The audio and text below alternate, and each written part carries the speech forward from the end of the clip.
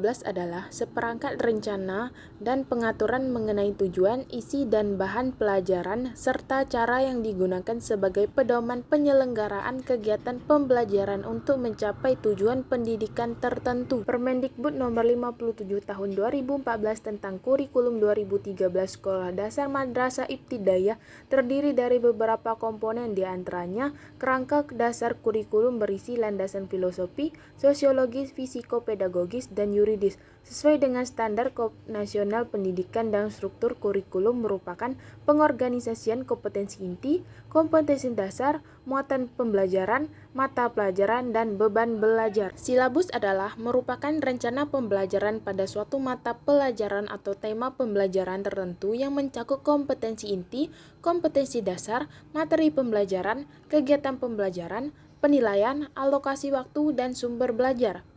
Pedoman mata pelajaran dan pembelajaran tematik terpadu merupakan profil utuh mata pelajaran dan pengembangan muatan mata pelajaran menjadi pembelajaran tematik terpadu yang berisi latar belakang, karakteristik mata pelajaran, pengertian, prinsip, kompetensi inti, kompetensi dasar, dan mata pelajaran, desain pembelajaran, model pembelajaran, penilaian, media dan sumber belajar, dan peran guru sebagai pengembangan budaya sekolah. Kompetensi inti Sekolah Dasar Madrasah Ibtidaiyah (SDMI) merupakan tingkat kemampuan untuk mencapai standar kompetensi lulusan atau SKL yang harus dimiliki seorang peserta didik SD atau MI pada setiap tingkat kelas, sedangkan kompetensi dasar dirumuskan untuk mencapai kompetensi inti.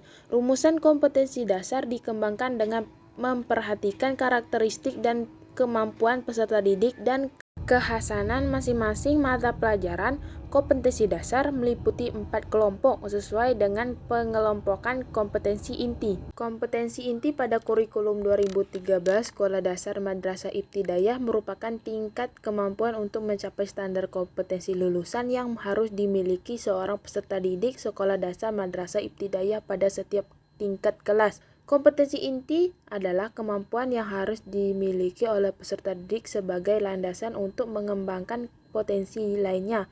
Terdapat 4 kompetensi inti yang terdiri dari kompetensi inti sikap spiritual, kompetensi inti sikap sosial, kompetensi ilmu pengetahuan, dan kompetensi ilmu keterampilan. Kompetensi inti sikap spiritual berkaitan dengan kemampuan peserta didik dalam mengembangkan sikap ruhiyah, moral, dan etika. Beberapa contoh sikap spiritual yang harus dimiliki oleh peserta didik antara lain rasa bersyukur, rasa empati, rasa ikhlas, kejujuran, dan kesetiaan. Kompetensi inti sikap sosial berkaitan dengan kemampuan peserta didik dalam berinteraksi dengan orang lain di lingkungan sosial.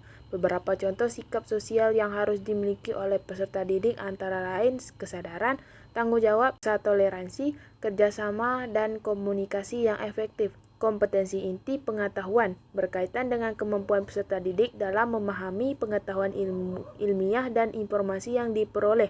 Beberapa contoh pengetahuan yang harus dimiliki oleh peserta didik antara lain pengertian dasar matematika, sains, sastra, dan bahasa, serta pemahaman terhadap konsep-konsep sosial dan sejarah. Kompetensi inti keterampilan berkaitan dengan kemampuan peserta didik dalam mengembangkan keterampilan praktis yang dibutuhkan dalam kehidupan sehari-hari. Beberapa contoh keterampilan yang harus dimiliki oleh peserta didik antara lain kemampuan berpikir kritis, kreatif, berinovasi, memecahkan masalah, dan beradaptasi dengan perubahan. Perspektif kurikulum merdeka. A. Kurikulum merdeka ini dikenal dengan nama kurikulum prototipe untuk sekolah penggerak.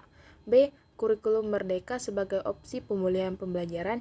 C. Kurikulum merdeka merupakan kurikulum dengan pembelajaran intrakurikuler yang beragam di mana konten akan lebih optimal agar peserta didik memiliki cukup waktu untuk mendalami konsep dan penguatan kompetensi. D. Kurikulum merdeka adalah kurikulum yang bertujuan untuk mengasah minat dan bakat anak sejak dini dengan berfokus pada materi esensial, pengembangan karakter, dan kompetensi peserta didik. Kurikulum merdeka adalah kurikulum hasil kebijakan Kementerian Pendidikan, Kebudayaan, Riset dan Teknologi atau Kemendikbudristek sebagai opsi tambahan dalam rangka melakukan pemulihan pembelajaran selama 2022 sampai 2024. Kurikulum Merdeka sebagai kurikulum operasional di satuan pendidikan. A. Kurikulum operasional di satuan pendidikan memuat seluruh rencana proses belajar yang diselenggarakan di satuan pendidikan sebagai pedoman seluruh penyelenggaraan pembelajaran. Untuk menjadikannya bermakna, kurikulum operasional satuan pendidikan dikembang sesuai dengan konteks dan kebutuhan peserta didik dan satuan pendidikan. B. Komponen dalam kurikulum operasional ini disusun untuk membantu proses berpikir dan pengembangan pembelajaran di satuan pendidikan. Dalam pengembangannya, dokumen ini juga merupakan hasil refleksi semua unsur pendidikan di suatu pendidikan yang kemudian ditinjau secara berkala guna disesuaikan dengan dinamika perubahan dan kebutuhan peserta didik. C. Kurikulum adalah seperangkat rencana dan pengaturan mengenai tujuan, isi, dan bahan pembelajaran serta cara yang digunakan sebagai pedoman penyelenggaraan kegiatan pembelajaran untuk mencapai tujuan pendidikan tertentu. Undang-Undang Sisdiknas 2003. Pemerintah pusat menetapkan kerangka dasar dan struktur kurikulum yang menjadi acuan untuk pengembangan kurikulum operasional satuan pendidikan. Intrakurikuler berisi muatan mata pelajaran dan muatan tambahan lainnya jika ada mulok. Untuk SMK, mata pelajaran dan konsentrasi disusun oleh satuan pendidikan bersama dunia kerja dan proyek penguatan profil pembelajaran Pancasila. Menjelaskan pengelolaan proyek yang mengacu pada profil pelajar Pancasila pada tahun ajaran tersebut. Untuk PAUD, proyek penguatan profil pelajar Pancasila disatukan dalam kegiatan pembelajaran, tidak terpisah dengan intrakurikuler dan ekstrakurikuler. Untuk SMK, proyek ini ditambah dengan tema bekerjaan dan budaya kerja sehingga nama menjadi proyek penguatan profil pelajar Pancasila dan budaya kerja. Struktur kurikulum merdeka pada pendidikan dasar dan pendidikan menengah dibagi menjadi dua kegiatan utama, yaitu 1. Pembelajaran intrakurikuler. 2. Proyek penguatan profil Pancasila. Proporsi bebas belajar 2% per tahun. Kegiatan pembelajaran intrakurikuler untuk setiap mata pelajaran mengacu pada capaian pembelajaran atau CP. Kegiatan proyek penguatan profil pelajar Pancasila ditujukan untuk memperkuat upaya pencapai profil pelajar Pancasila yang mengacu pada standar kompetensi lulusan atau SKL. 6 elemen proyek penguatan profil pelajar Pancasila. 1. Beriman, bertakwa kepada Tuhan Yang Maha Esa dan berakhlak mulia. 2.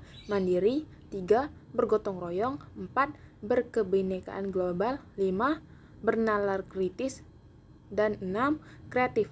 Di antara regulasi dan aturan terkait penerapan kurikulum merdeka: A.